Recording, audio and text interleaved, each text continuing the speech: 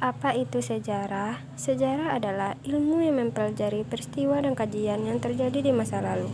Sumber-sumber sejarah. Sumber sejarah adalah segala sesuatu yang dapat memberikan informasi tentang peristiwa sejarah. Yang pertama, sumber benda. Yang kedua, sumber tulisan. Yang ketiga, sumber lisan. 1. Sumber benda. Sumber benda adalah sumber sejarah yang berupa benda-benda yang dibuat oleh manusia pada masa lalu.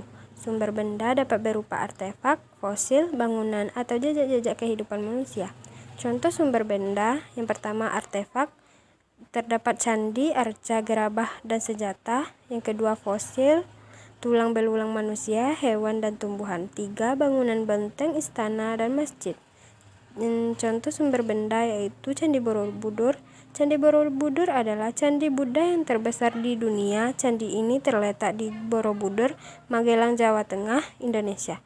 Candi ini dibangun pada abad ke-9 Masehi oleh Wangsa Sailendra, sebuah dinasti Hindu-Buddha yang memerintah di Jawa Tengah pada saat itu. Yang kedua, sumber tulisan.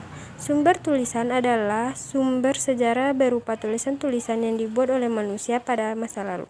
Sumber tulisan dapat berupa dokumen, prasasti, dan naskah. Contoh sumber tulisan, yang pertama dokumen berupa surat-surat, yang kedua prasasti, tulisan yang diukir pada batu atau logam. 3. Naskah, kitab, dan buku.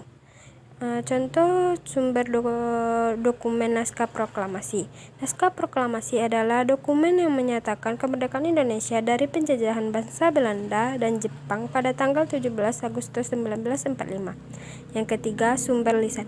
Sumber lisan adalah sumber sejarah yang berupa cerita-cerita yang disampaikan secara lisan dari generasi ke generasi. Sumber lisan dapat berupa legenda, mitos.